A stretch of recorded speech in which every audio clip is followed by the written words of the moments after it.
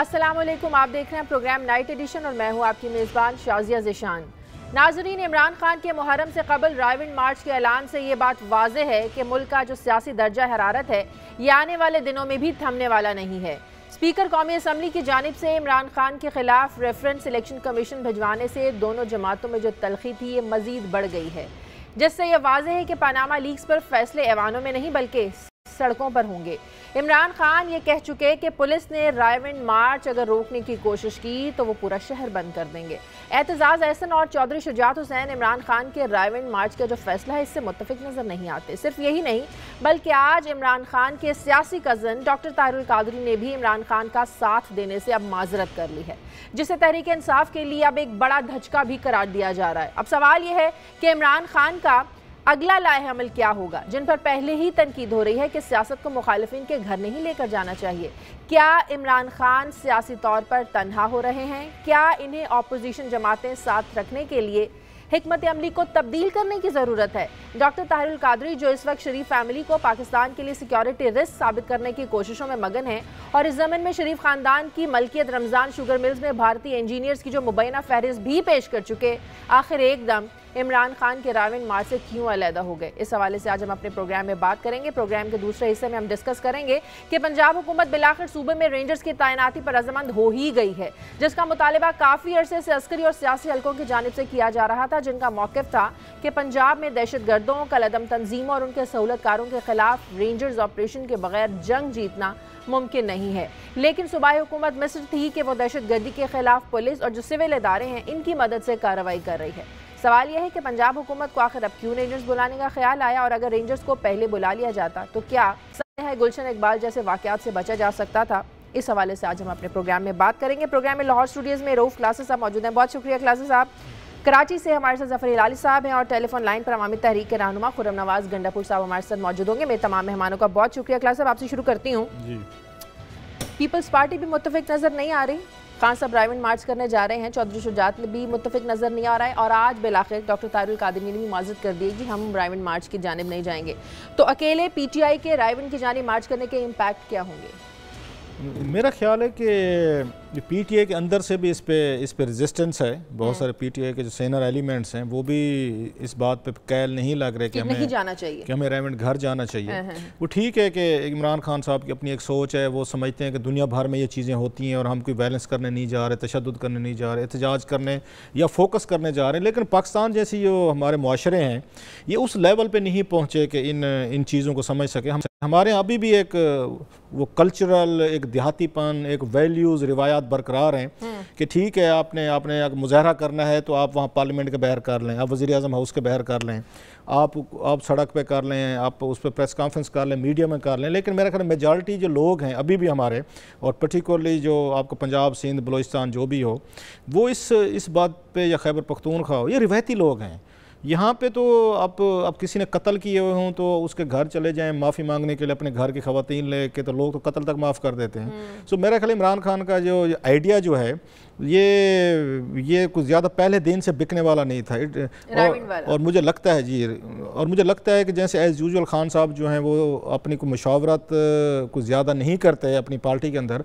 अगर करते हैं तो उनको शायद क्वालिटी, उनको एडवाइस नहीं मिल रही, या वहाँ पे पार्टी के अंदर ऐसे बिग विग्स नहीं बैठे हुए कि जो खान साहब की मर्ज़ी के ख़िलाफ़ भी राय देने की एक ना पोजीशन में हूँ। क्योंकि अक्सर मैं उनको, हारून रशीद साहब जो हमारे दोस्त हैं कालम निगार में, उनको पढ़ता रहता हूँ, इमरान खान साहब के बड़े करीब हैं। वो भी ये बात बार बार लिखते हैं कि जी इमरान खान साहब जो हैं तो इनके इर्द गिर्द वो लोग हैं जो इनको सच्ची बात नहीं बताते। मीन्स अब वो तो सख्त लफ्ज़ वो कहते हैं कि शायद खुशामदी ज़्यादा होते हैं, जो ये नहीं चाहते कि खान साहब नाराज़ ना हो जाएं। तो खुशामदी सिर्फ कोई खान साहब की पार्टी में नहीं होंगे, वो हर पार्टी में होते हैं, लेकिन उनके अपने होंगे।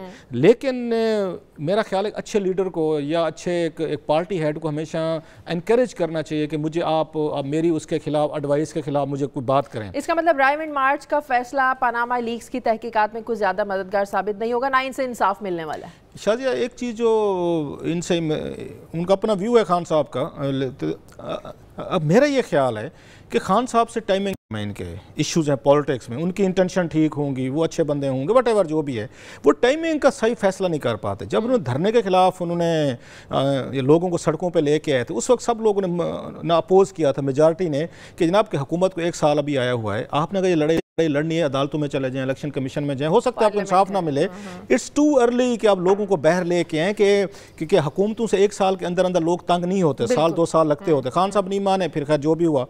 अब सेम ये है, टाइमिंग का मसला है कि इमरान खान साहब ने अगर ये कॉल देनी थी कि हमने सड़कों पे जाना है, इनको अप्रैल में दे देनी चाहिए थी, जब 4-5 अप्रैल को ये आया था पनामा स्कैंडल, वो बेस्ट टाइम था कि आइसलैंड के लोग भी निकले हुए थे सड़कों पे, अच्छा ब्रिटेन में भी मुजाहरे हो रहे थे, दुनिया भर में एक पूरी एस्टेब्लिशमेंट वहाँ पे हिल के रह गई थी, लोग थे, मीडिया था, सिविल सोसाइटी थी, वो प्रेशर था आप पे, वो दबाव था। आप उस वक्त आप करते, ज़्यादा लोग निकलते, मीडिया भी डट पे खड़ा होता।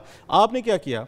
आप ट्रक की बत्ती के पीछे ला के पार्लियामेंट्री कमेटी में बैठेंगे, TORs 3-4 महीने आप वहाँ TORs बनाते रहे, जो स्टीम थी, जो लोगों में गुस्सा था, एंगर था। शायद हमारे और आप जैसे लोग ही कहते हैं कि इन्हें एक प्रॉपर एक रास्ते के थ्रू चलना चाहिए था, इन्हें TORs पर चलना चाहिए था, सुप्रीम कोर्ट के थ्रू चलना चाहिए था। अगर आप कह रहे हैं सड़कों पर आने की बात, तो फिर हम जैसे लोग ही तनकीद करते होंगे, लेकिन मैं अपनी बात कर सकता हूँ, मैं बाकियों को नहीं कहता। मेरे प्रोग्राम आप भी देखते हैं, आपके साथ ही कई दफ़ा प्रोग्राम किए। मैं एटलीस्ट हमेशा मेरा एक व्यू रहा है कि इमरान खान को एक यहाँ सोलो फ्लाइट लेनी चाहिए। अगरचे उनको बहुत सारे लोग एडवाइस करते हैं पीपल्स पार्टी को साथ मिलें, क्यों लीग को मिलें, जो भी मिलता है सबको मिलें। मेरा ये ख्याल है कि इमरान खान का जो इसकी स्पेस बनी है ना पॉलिटिक्स में, वो इनके उसको कहते हैं लोन रेंजर के तौर पर बनी है। अकेला आदमी, one man against the rest. अगर वन मैन पीपल्स पार्टी के साथ मिल जाएगा, कंटेनर पे लतीफ़ खोसे को चढ़ा देगा, तो वहाँ पे आप चौधरी साहब को भी साथ मिला लेंगे, तो मलिक साहब को भी मिला लेंगे, तो जरदारी साहब को मिला लेंगे, तो बिलावल को भी ले आएंगे, जिनके खिलाफ माजी में आपने तकरीरें की हैं, तो आपका वोटर कन्फ्यूज़ होगा। आपकी आइडियोलॉजिकल कुछ बेसिस हैं, आप आके उसकी आइडियोलॉजी की बात करते हैं, किसी सिस्टम की बात करते हैं। इमरान खान क्या कर रहे हैं? पहले वो चौधरी के खिलाफ थे, मुझे याद है जनाब मुशर्रफ दौर में आते थे, उन पर तनकीद करते थे कि ये फलां फलां हैं, उनके साथ फिर इनके तल्लुकात ठीक हो, फिर इन्होंने जरदारी साहब को आके टारगेट किया, अब वो कहते हैं वो भी ठीक है, अब कहते हैं नवाज शरीफ साहब ठीक नहीं है। तो आपका मतलब इसका नुकसान होगा। फ्लाइट लेनी चाहिए। इमरान खान को सूट करती है सोलो फ्लाइट, ये नहीं करेंगे, इनका वोट बैंक कम होता जाएगा। कराची में देखा जलसे में लोग कम आए हैं, इनके इस्लामाबाद का जलसा इनका कम, इनका क्राउड बड़ा डिफरेंट है, जो इमरान खान को हाई मॉरल ग्राउंड पे देखना चाहते हैं। ठीक है हिलाली साहब, आप क्लास साहब किस बात से एग्री करते हैं कि खान साहब को सोलो फ्लाइट लेनी चाहिए, किसी के पीछे नहीं लगना चाहिए, कि पीपल्स पार्टी को साथ लेके चलें, तारिक कादरी साहब को साथ लेके चलें, चौधरी शुजात को साथ लेकर चलें, अकेले चलना चाहिए उन्हें? मैं उनसे एग्री करता हूं, मगर मेरे जो रीजंस हैं वो मुख्तलिफ हैं। मैं तो जानना ये चाहता हूं, तो क्या बड़ी बात है कि हम उसके घर पे ना मार्च करें, नवाज शरीफ साहब के? ये जो रायविंड में उनका महाल है, ये तो इन्होंने हमारे एक्सपेंस पे, टैक्स पेयर एक्सपेंस पे पुलिस वाले लिखे हैं अमरूद के पेड़ देखने के लिए कि बिल्लियां नज़दीक नहीं जाते हैं, और एक आदमी सस्पेंड हो गया इसलिए कि पता नहीं अमरूद को जाके कुछ किसी ने ख़राब किया। उनके दीवार जो हैं, हम इतने पैसे देते हैं उनको फोर्टिफाई करने के लिए, जिस किस्म का वो महाल है, मैं तो समझता हूं ये तो अगर हमारे लोग होते तो ये फ्रेंच रेवोल्यूशन वालों को कहते आप तुलेरी मत जाएं, वो पैलेस को मत जाएं, लुई द 14 जो भी था, लुई द 18 था, इसलिए कि वो अच्छा नहीं है, उसके घर के पास नहीं जाना चाहते हैं। यार खुदा के लिए, आप जो हैं इंसाफ चाहते हैं इस मुल्क में। एक सबसे बड़ा ये क्या कहते हैं, NRO के बाद उससे बड़ा एक वाकया होने वाला है। दुनिया का मशहूर स्कैंडल में किसी को इंसाफ नहीं मिल रहा है, कोई पकड़े नहीं जा रहा है, सब आपके लूटमार वाले बच रहे हैं, और ये इन लोग कह रहे नहीं नहीं किसी के घर नहीं जाना चाहिए। मुझे समझ नहीं आ रही है भाई, ये किस किस्म की अवाम है, किस किस्म के लीडर्स हैं? अपने घर ही बचाते रहते हैं और लूटते रहते हैं दिन रात। नहीं, मेरे ख्याल में घर को जाना चाहिए। और मैं तो हैरान था जब इमरान खान ने कहा मैं 4.5 मील के फासले पे रुक जाऊंगा, माने एक रायविंड में एक चौक पे रुक जाऊंगा। इसलिए कल आपके प्रोग्राम में मैंने ये फिर कहा कि कोई लोग नहीं रुकेंगे, कोई लोग वो घर तक जाएंगे और पता करेंगे कि हमारा अमीर तरीन प्राइम मिनिस्टर, अमीर तरीन पाकिस्तानी कैसा रहता है इस मरे हुए मुल्क के साथ। आप कभी जाती हूँ मैं समझता हूँ उसको जाना चाहिए। जितनी रुकावटें खड़ी की वहां पर की हुई हैं, वहां पर तो जाने का कोई सोच ही नहीं सकता, और आप कह रहे हैं घर तक जाएं। मुझे ब्रेक लेने थे, ब्रेक के बाद जब बात करेंगे कि आखिर डॉक्टर ताहिरुल कादरी ने रायविंड मार्च जाने का पहले इमरान खान का साथ देने का ऐलान किया था, एकदम उन्होंने यू टर्न क्यों लिया? एक छोटे से वक्फे के बाद।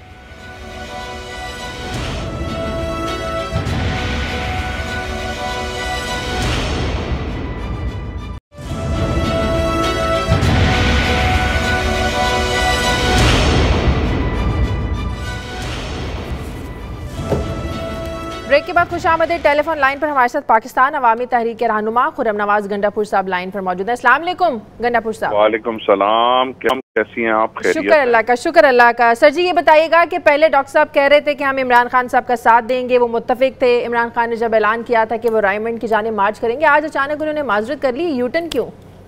नहीं, माजरत नहीं कर ली। देखें, मैंने अगर आप 4 दिन पुराना मेरा प्रोग्राम देखें तो आपको उस प्रोग्राम में पता लगेगा, और आज डॉक्टर साहब ने भी वही बात की है कि इन लोगों ने डॉक्टर साहब के घर पे हमला किया।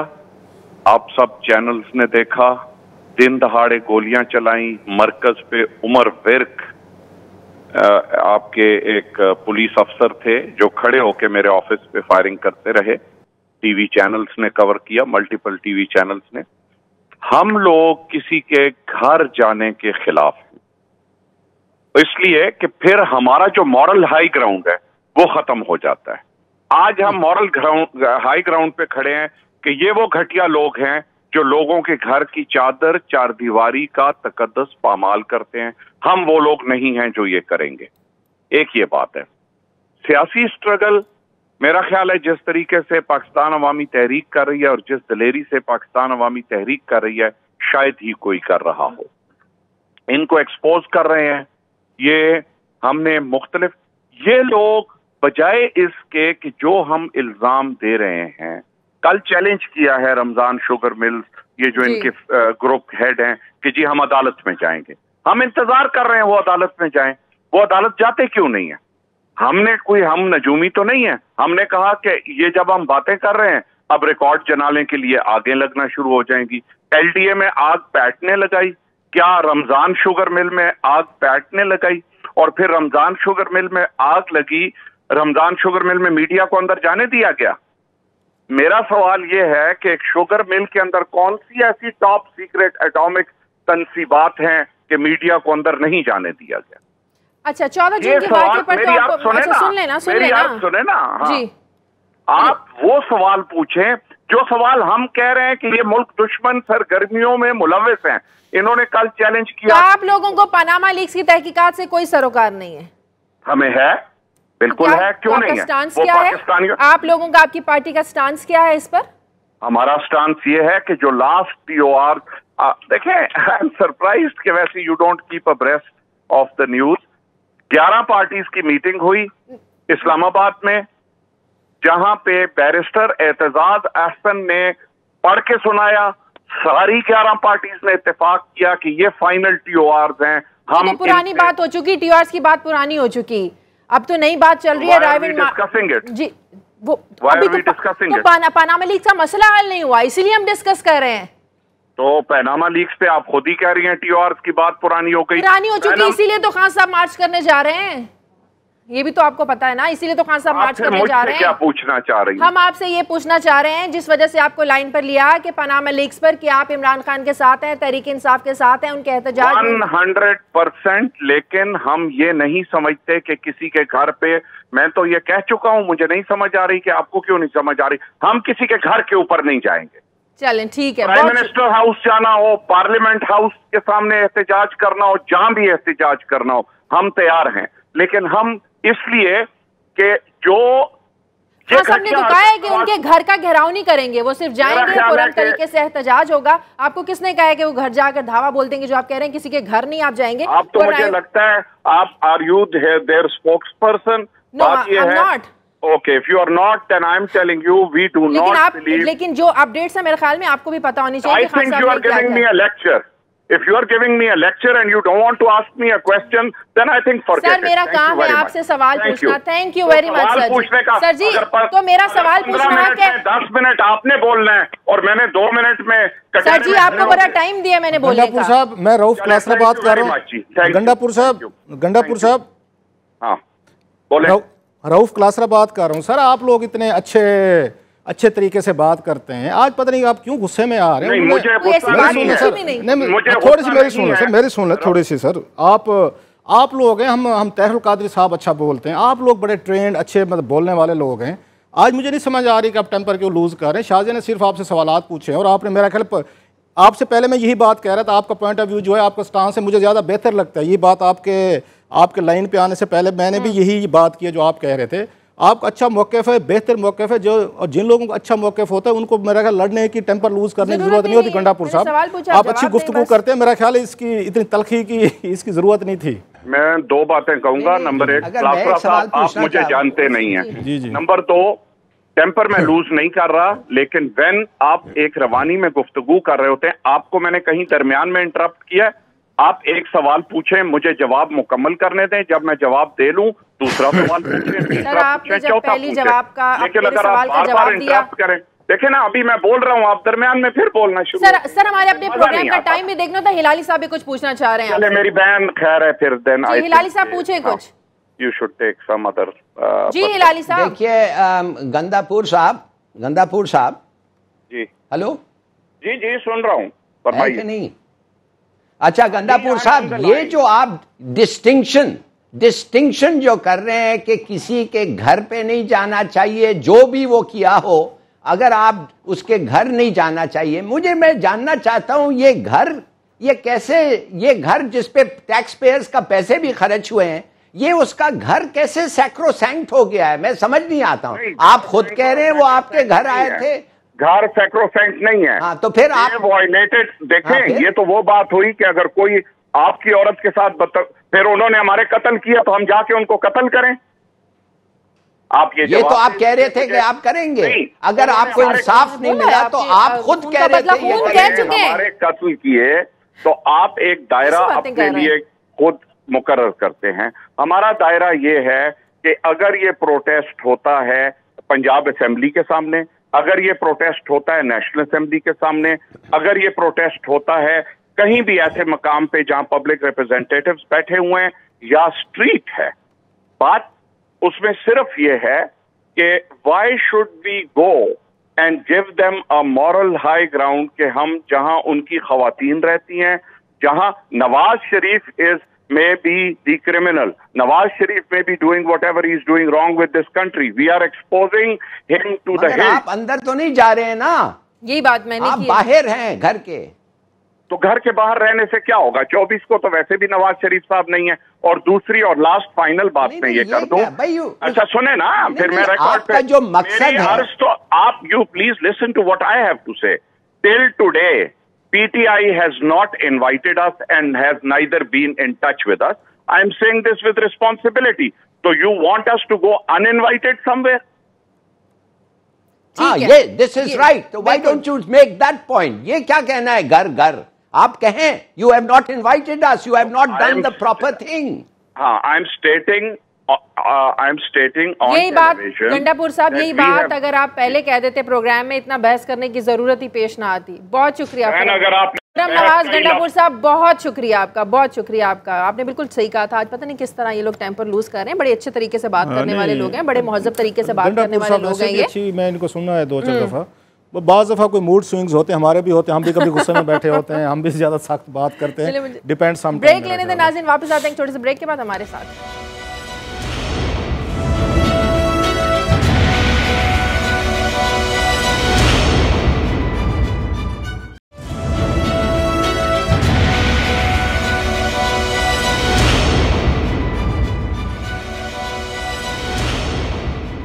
ब्रेक के बाद खुशामदीद। क्लास अब मैं आपसे अयाज सादी की जानिबदारी पर कमेंट्स लेना चाहती हूँ, जो पिछले 2 दिन से इमरान खान साहब ये बात कर रहे हैं कि उन्होंने मेरा जो रेफरेंस था वो आगे भेज दिया और जो मियां नवाज शरीफ साहब का रेफरेंस था उसको मुस्तरद कर दिया। क्या उनका ये कहना दुरुस्त है कि वो जानिबदार हैं? मेरा ख्याल इमरान खान की बात में बहुत सारा वज़न है। मैं खुद पार्लियामेंट को पिछले कोई 15-16 साल से कवर कर रहा हूँ। मैंने 3-4 स्पीकर्स देखे हैं। इससे पहले का मुझे नहीं पता, पहले हमने पढ़ा हुआ है कि यूसुफ गिलानी थे, उनके पे ऊपर भी बेनज़ीर भुट्टो साहबा के बड़े दबाव रहते थे। अगर आपको याद हो, उन दिनों में कुछ लोग जो जेल में उन्होंने डाल दिए थे बेनज़ीर भुट्टो साहबा ने, उसमें शेख रशीद साहब भी थे, उसके बाद मेरा ख्याल तहर बूटा साहब थे, शेख एक और वहाँ पे ये मुल्तान के एक और भी हैं शेख साहब, रशीद नाम है सामने, वो MNAs थे, तो वो जेल में थे, तो उनको गिलानी साहब प्रोटेक्शन आर्डर जारी करते थे कि इनको यहाँ पे पार्लियामेंट में लेके आओ। तो उस पर बेनज़ीर भुट्टो साहब बड़ा वो रजिस्ट करती थी कि नहीं जी कि इनको नहीं आना चाहिए। ये उनकी एक टग ऑफ वार रही है, ये ज़ाती तौर पर मुझे इसका नॉलेज है। अब जो इस तरह के केसेस आते हैं, पिछली दफ़ा आए थे, चौधरी अमीर हुसैन थे जब ये स्पीकर थे, ये कौमी असम्बली जनरल मुशर्रफ के दौर, MMA के जो लोग हैं MNAs थे, इनके खिलाफ एक रेफरेंस आया कि इनकी जो डिग्रियाँ थी ये बेसिकली मदारस के लोग थे, मदरसे की डिग्री को इन्होंने इक्वलेंट कर दिया BA के। इस पे एतराज़ हो गया कि जनाब आप इनकी डिग्री जो BA के आप उसको कैसे आप इक्वलेंट करें। उस पर भी रेफरेंस चला गया था स्पीकर के पास कि इनको डिस्क्वालीफाई करें। अच्छा, कि ये उन पे गया था MMA के लोगों को। तो 5 साल तक उन स्पीकर कौमी असम्बली ने वो रेफरेंस अपने पास रखा, आगे उन्होंने इलेक्शन कमीशन को नहीं भेजा, रेफर नहीं किया, नहीं उन्होंने रेफर किया। अच्छा, फहमीदा मिर्ज़ा रही हैं, उनके दौर में हमें इस तरह की कोई आंख नहीं मिलती। बेसिकली 2 चीज़ें हैं, इसकी इंटरप्रिटेशन का मसला है। एक ये होता है कि आप समझते हैं कि आप स्पीकर हैं, आपका काम जो है पोस्ट ऑफिस का है, क्योंकि आपको ये कहा जा रहा है कि आपके मेंबर हैं, you are custodian of the house, आपके मेंबर पे ये इल्ज़ाम आते हैं, आप इसको सीधा इलेक्शन कमीशन भेजें।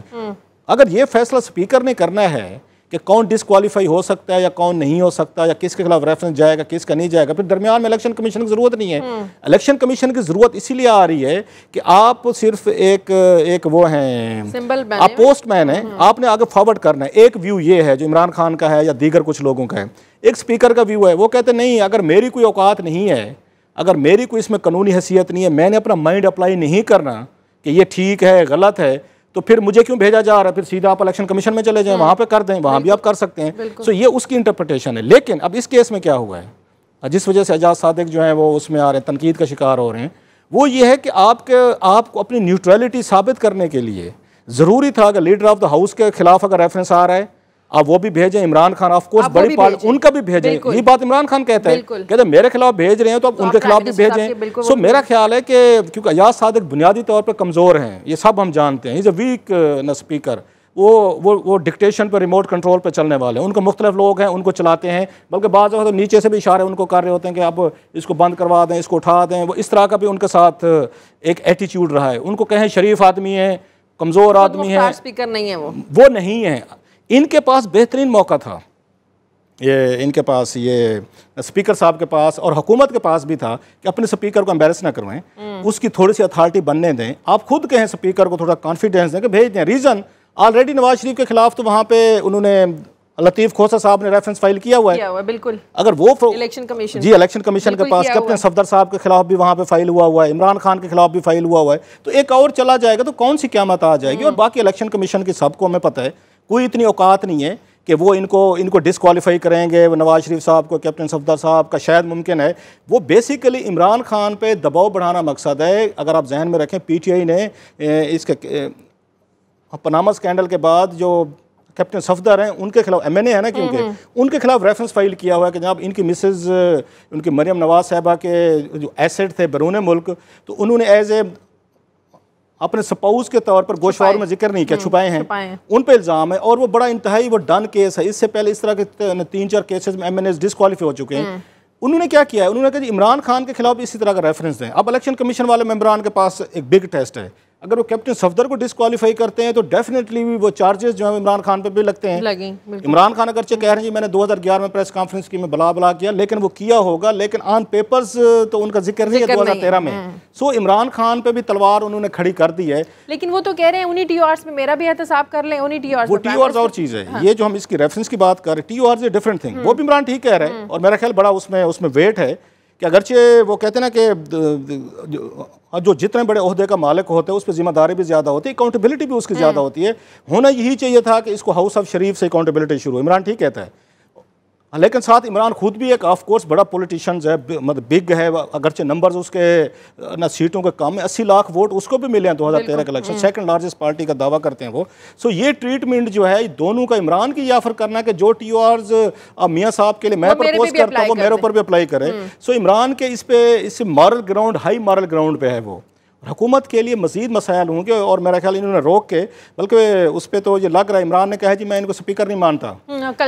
अगली स्टेज ये आ सकती है कि PTI वाले जो हैं, जब एजाज सादिक साहब वहाँ पे आए स्पीकर की कुर्सी पे, तो पीटीआई वाले उठ के चले जाएंगे, हम तो आपको स्पीकर नहीं मानते जब तक कोई और बंदा बैठ के प्रोसीडिंग को चेयर नहीं करेगा। पीटीआई ये कर सकती है। और पीटीआई को अगर इमरान खान ये कह रहे हैं कि मैं इनको स्पीकर ही नहीं मानता, क्यों, तो उसके बाद तो फिर मुझे नहीं असेंबली जाएं, फिर मुझे नहीं समझ आ रही कि जब वो वहाँ सारी कार्रवाई कैसे चलेगी, जब वो प्रिजाइडिंग ऑफिसर बैठे होंगे अजाज सादिक, तो वहाँ पे पीटीआई के 30-35 जो लोग हैं, ये फिर कैसे उसकी प्रोसीडिंग में बैठ के हाउस में हिस्सा लेंगे? फिर इनको भी वहां पे न कह देना चाहिए हम आपको स्पीकर नहीं मानते, ठीक है, क्योंकि हमारा लीडर आपको नहीं मानता, ये रीजंस हैं। सो जब तक आप बैठे हुए हैं हम यहाँ पे नहीं बैठते। सही। मुझे हमारे साथ टेलीफोन लाइन नून के रहनुमा तलाल चौधरी साहब लाइन पे मौजूद है। अस्सलाम वालेकुम तलाल साहब। वालेकुम अस्सलाम जी। तलाल साहब, पीटीआई रायविंड मार्च की तैयारी कर रही है, मुस्लिम लीग नून तैयार है कि वो लोग जाएं, आप रोकने की कोशिश करेंगे या मामला रायविंड मार्च से पहले ही आप लोग सुलझाने की कोशिश करेंगे कि नौबत आए ही ना कि पीटीआई रायविंड तक पहुंचे? देखिए, मार्च करना, रैली करना, धरना करना जो है ना, वो उनकी एक सियासी आदत है। वो आप जो भी उन्हें दे दें वो बाज ना आएंगे, ना रुकेंगे, जब तक कि उन्हें वजारत उज़्मा ना मिल जाए वो नहीं रुकेंगे। सो उनको देने लेने की बात तो ये है, और वो हमारे पास ना इख्तियार है, और ये हो नहीं सकता कि वोट नवाज शरीफ को मिले, वजीर आजम कोई और हो, जिसको वोट मिलेगा वही बनेगा। तो इसका फैसला तो होगा 2018 में। बाकी रही रायविंड मार्च की बात, तो रायविंड लोग हदायत के लिए जाते हैं, लोग अपने अमाल की माफी मांगने जाते हैं। अल्लाह करे ये भी जब रायविंड से वापस आए तो इनको अल्लाह हदायत दे चुका हो, अपने पुराने अमाल की माफी मांग चुके हों। रायविंड में ऐसा क्या है जो अमाल की माफी मांगने नहीं जाते हैं? हम ना रोकेंगे इन्हें, ना बल्कि सिक्योरिटी देंगे। लेकिन एक बात मैं आपसे अर्ज करूंगा कि ये ना इनको अपनी जुबान पे कंट्रोल है, ना इनको अपने कारकुनों पे कंट्रोल है। ये इनके सामने जब ये स्टेज पर बैठे होते हैं तो इनके सामने इनकी खवातीन के साथ जो कारकुन कर रहे होते हैं, अगर ये किसी के घर या मुखालिफ के घर के बाहर जलसा करेंगे या उसके करीब करेंगे, उसके बाद क्या ये उनको कंट्रोल कर लेंगे? क्योंकि इनकी जो तारीख है उसमें ये कंट्रोल में रहे नहीं। कभी पीटीवी पे कब्जा हुआ, कभी पार्लियामेंट पे कब्जा हुआ, और फिर ये अमूमन कहते हैं कि कारकुनों ने अपनी मर्जी से किया, हालांकि उसमें इनकी पूरी नीयत शामिल होती है। हालात कंट्रोल करने इनका काम है। हम इन्हें सिक्योरिटी देंगे ना, हम रोक रहे हैं। बाकी ये गलत रवाज डाल रहे हैं और इस रवायत के बुरे असरात पाकिस्तान की सियासत में पड़ेंगे। कोई वाकया होगा, जिम्मेदार इमरान खान खुद हों। उन्होंने भी कह दिया अगर पंजाब पुलिस ने रोकने की कोशिश की तो वो शहर बंद कर देंगे, और जो कुछ हुआ जिम्मेदार मुस्लिम लीग नून होगी, हुकूमत होगी।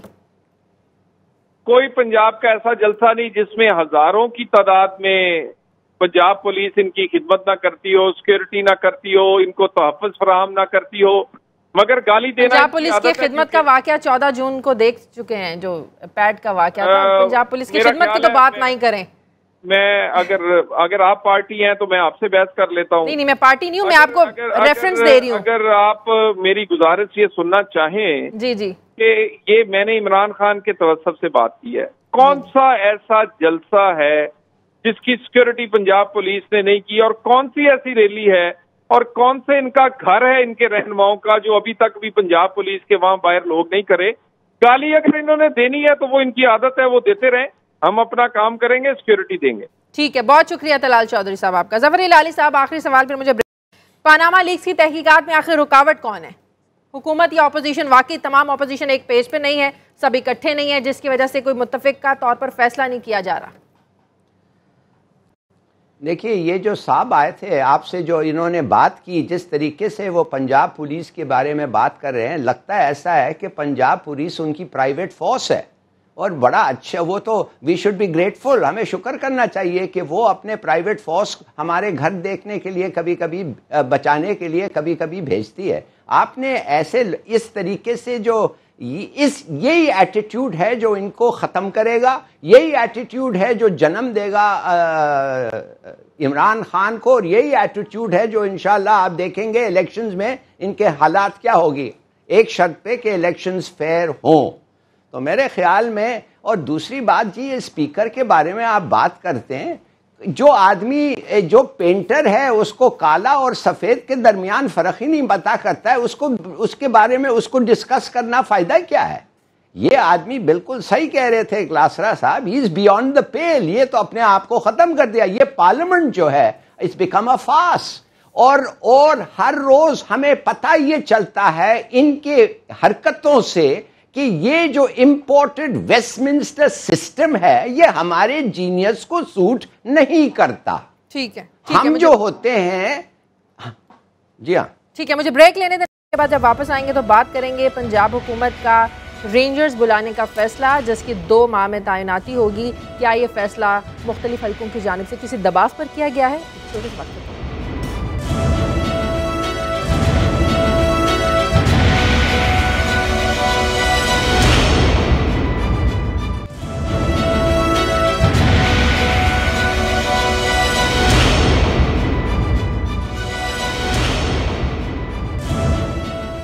ब्रेक के बाद खुशामदीद। क्लासेस साहब, पंजाब हुकूमत ने आखिर रेंजर्स बुलाने का फैसला किया, आपको लगता है किसी दबाव पर किया? पीपल्स पार्टी बोलती रही आखिर सिंध में ही रेंजर्स क्यों, पंजाब में भी होना चाहिए, कल तंजीमें दहशतगर्द तंजीमें, किसी दबाव का नतीजा है कि पंजाब हुकूमत मान गई? शाह जी, आप मजबूर हो जाते हैं as a host, as an anchor कि आप बैलेंस करें अपने शो को। उसी बैलेंस करने के लिए आपने खुर्रम साहब को, गंडापुर साहब को बुलवाया, वो आपसे नाराज़ हुए।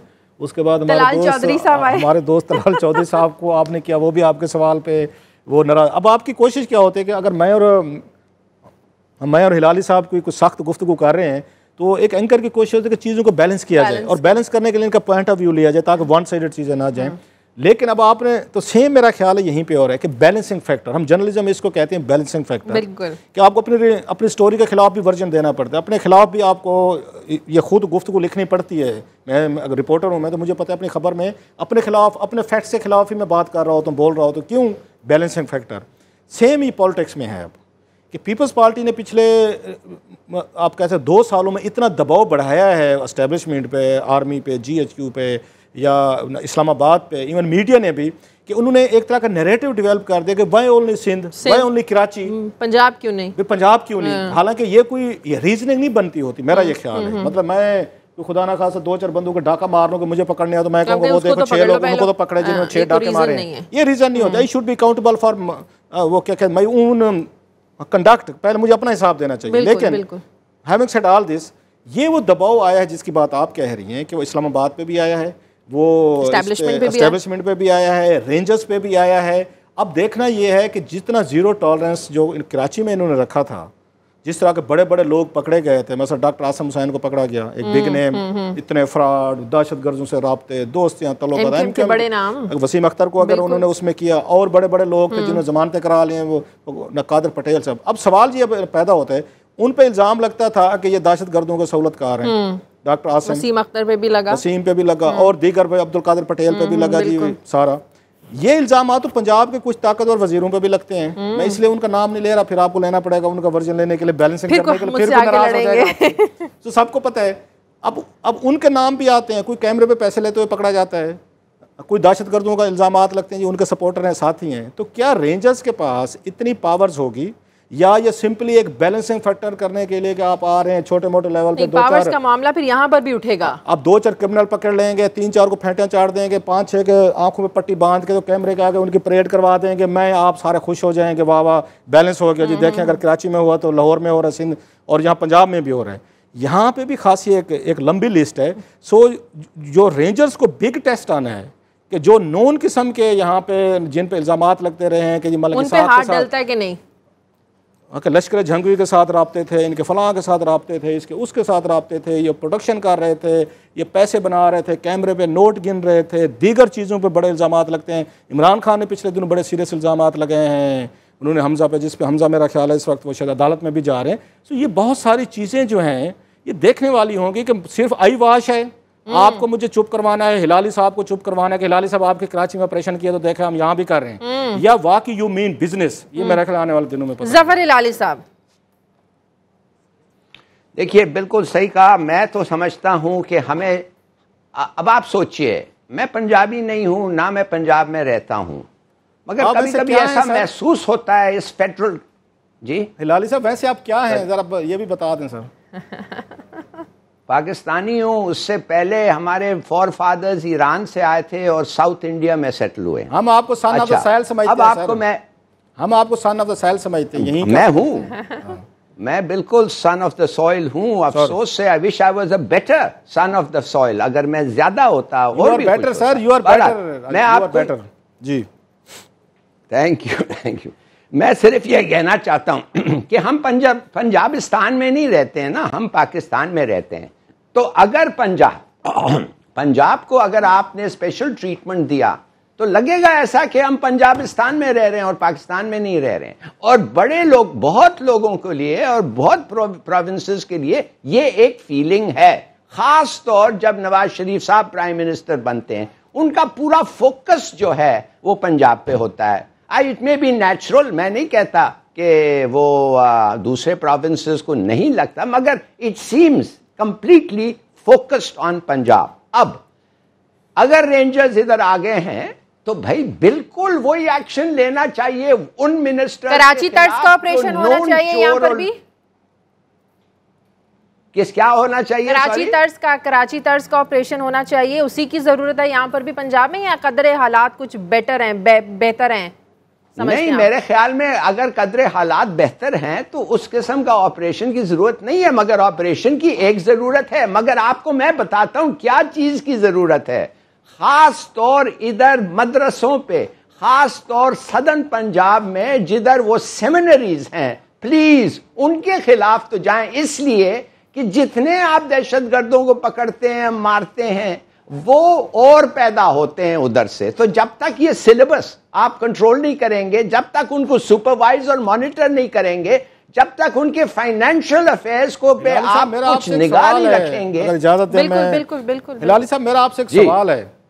एक तो ये लोग हैं जिनका आप और मैं जिक्र कर रहे हैं कि जो पाकिस्तान के अंदर टेररिज्म पे वो मुलविस हैं।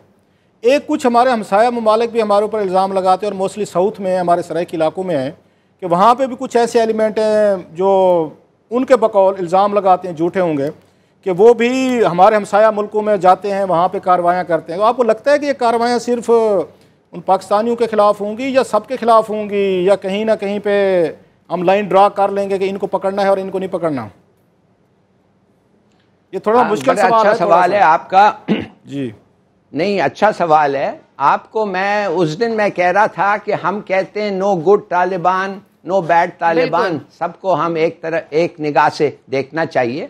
मगर मैंने फिर कहा कि ये कैसा हो सकता है क्लासरा साहब कि एक मुल्क में एक दुश्मन मुल्क है जिधर खुद वाज़े कर दिया है और कहता है कि हम आपके खिलाफ एक्शन लेंगे और हम आपके खिलाफ we will answer terror by terror, या वो उसने तो दुवाल ने कहा कि जो आपने बंबई में किया था it will cost you Balochistan. साथ साथ उनके जो लोग हैं वो इस शक्ल में आते हैं और हमारे खिलाफ काम करते हैं। I am talking let's say TTP या हमारे एक्सट्रीमिस्ट जो उन्होंने टर्न किया हुआ। अब वो कैसे हो सकता है कि उनके साथ हमारा रवैया जो है वो एक्सट्रीमिस्ट के साथ वैसा ही होगा जो कुछ like for instance Afghan Taliban जो अफगानिस्तान में अपने नेशनल फ्रीडम के लिए लड़ रहे हैं। क्या ये ह्यूमेन है? अच्छा है कहना कि गुड तालिबान बैड तालिबान नहीं है, मगर हिलाली साहब मेरा ख्याल है, मैं सॉरी आपकी बात काट रहा हूं, लास्ट मिनट, मेरा ख्याल है आप दिल में ये बात मानते होंगे, ये मुश्किल काम होगा हमारे लिए कि एक साइड के हम कहें कि ये तो सेक्टेरियन टेररिस्ट हैं, ये मजहबी हैं, इनको तो ख़त्म करना है, कुछ हम कहें ये हमारे फ़ायदे के लिए हमें दुनिया में काम आना है। ये तो मुश्किल हो जाएगा फिर कि एक साइड पे एक ऑपरेट करता रहेगा, दूसरे को आप मारेंगे। तो ये तो स्टेट को पॉलिसी बनानी चाहिए कि अगर आपने इंटरवेंशन करनी भी है दूसरे मुल्कों में तो नॉन स्टेट एक्टर्स को प्रोटेक्ट करके, तो फिर तो बैलेंस नहीं खत्म होगा हमारी सोसाइटीज में सर। ये आप मानेंगे, दिल से मानेंगे, स्क्रीन पे कहीं ना कहीं that's another story, but from bottom of your heart अच्छे नहीं होंगे। आप इसको मानेंगे कि फिर साउथ क्लियर नहीं होगा कि एक साइड के लोग आप रखेंगे, दूसरे साइड के लोग मारेंगे, तो फिर बात तो वहीं आपकी रहेगी सर, फिर बातें खत्म, हिस्ट्री रिपीट होगी। पहले ऐसा हो चुका है मेरा ख्याल है। हिलाली साहब से मैं इसका इतना फर्क जी इतना फर्क हर वक्त होगा। माफ करिए, कभी कभी बच्चों के दरमियान फर्क होता है। माँ बाप कभी किसी को छोट प्रेफरेंस करते, जाहिर नहीं करते, बताते नहीं, उनके बिहेवियर में वो शो नहीं करते, मगर दिल में कभी कभी ऐसी चीजें होते हैं। ये कहना कि हम ये सब मिटा सकते हैं वेरी डिफिकल्ट, मगर ठीक है, as a goal it is the right one. ठीक है, बहुत शुक्रिया ज़फर हिलाली क्लासेस साहब, आपका बहुत शुक्रिया। स्पेशली लाहौर आए, बड़ा मजा आता है जब लाहौर आते हैं ना, बहुत मजा आता है आपके साथ प्रोग्राम करने का। सोच रहा हूं हफ्ते में एक दिन आ जाएगा। जरूर जरूर जरूर। आज प्रोग्राम का वक्त खत्म हो गया। नाइट एडिशन से शाहज़ा ज़ीशान को इजाजत दीजिए, आपसे मुलाकात होगी कल। अल्लाह।